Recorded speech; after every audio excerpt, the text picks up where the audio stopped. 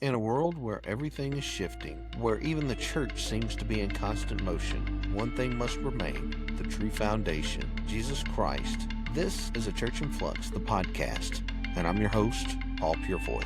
Each week we will confront the cracks, relay the cornerstone, and rediscover what it means to be the church Christ intended. So let's build together on the rock. Welcome back to A Church in Flux, the podcast. I'm Paul Purifoy, and today we're going to continue talking in chapter 16 of A Church in Flux, building on the True Foundation book, with part 2 of discipleship and mentorship. So in the last episode, we talked about nurturing new believers. We talked about walking with people at the beginning of their faith, about mentors as spiritual midwives, about love, patience, and truth, transformation, those things. But today we're going to move forward because discipleship does not stop with one life changed. It actually should multiply. And this episode is about the ripple effect and is about a living legacy, because real discipleship should never end with just you. It should always move through you. So with that, be sure to like and subscribe, share with others, make comments, let us know your thoughts, and let's continue. So there was a gentleman that I know that has been going to church for years. He's been going to the same church for years, named John. And he's not a famous guy. He's not a flashy gentleman. He's just a faithful man of God. And people trust him. And it's not because he has all the answers to everything, but it's because he listens. He's a prayer. He lives out what he says he believes. And there was another young man that came, and his name was Mark. And Mark, he was new in faith. He was young in the faith. He had all kinds of questions. And of course, life happens, right? And he ended up overwhelmed. Things that were occurring in his life, the belief system of what he hadn't understood, it all came in a collision course at the same time. So one Sunday, Mark walked up to John after service, and he was a little bit nervous. He wasn't sure what was going to happen, but he was honest. And John did what mentors do. He made room, he made a moment for Mark. And what started as a conversation between the two became a full-fledged relationship between them. And what became relationship became discipleship.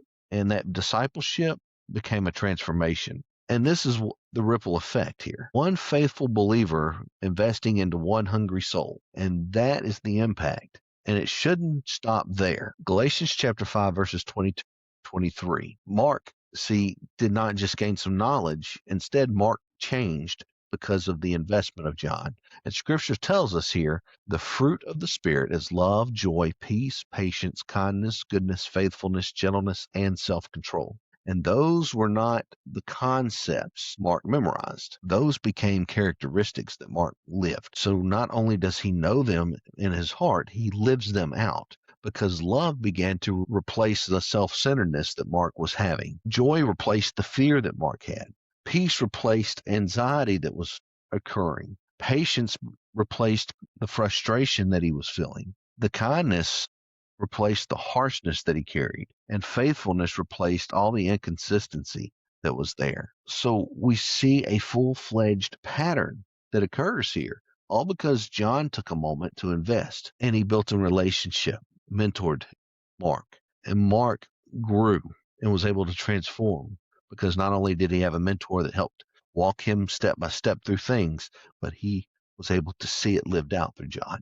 And that is what mentorship produces when it's rooted in Jesus Christ. It doesn't produce louder Christians, but it produces healthier ones. John did more than just encourage Mark emotionally. He also anchored him doctrinally. Mark was not tossed around by every opinion. Ephesians chapter 4, verses 14 and 15 was no shaken anytime a new idea was introduced. Why? Because he understood study to show thyself approved now. So there was no confusion by shifting teachings. Mark had a solid foundation. Why?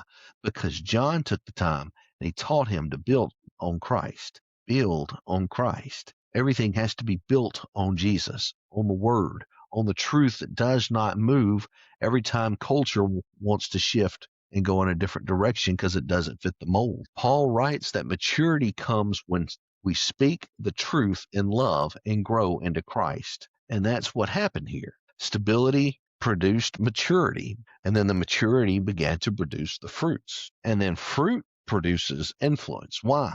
Because fruit is appetizing. People see a difference and they want to take part of. And then there has to be a shift and go from a mentee person to a mentor.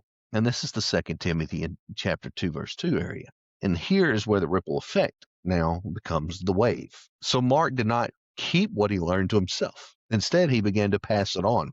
And just like Paul told Timothy, entrust what you have learned to faithful people who will teach others also. And this is what I would call spiritual reproduction. It's not programs, it's not platforms, but it's people. It's one mentor, one disciple, then another, then another, then another. And this is how the church grows and can grow strong across the generations. And leaving a legacy is what comes. So discipleship does not end with a title. Instead, it leaves that legacy. Paul mentored Timothy.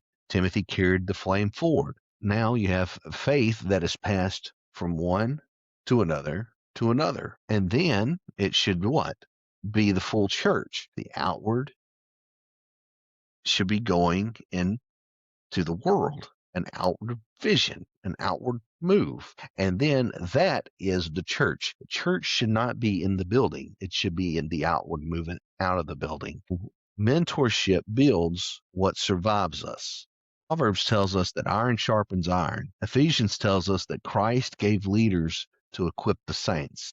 Colossians says we are rooted and built in him. Matthew tells us to go and make disciples. So this is not optional. This is part of Christianity, part of the life we should live. So what this means for us, it means someone has taken some time to invest in you. Someone's prayed for you. Someone's taught you. Someone's walked with you. Now the question becomes simple, but it's very serious. Who are you walking with? Who are you discipling?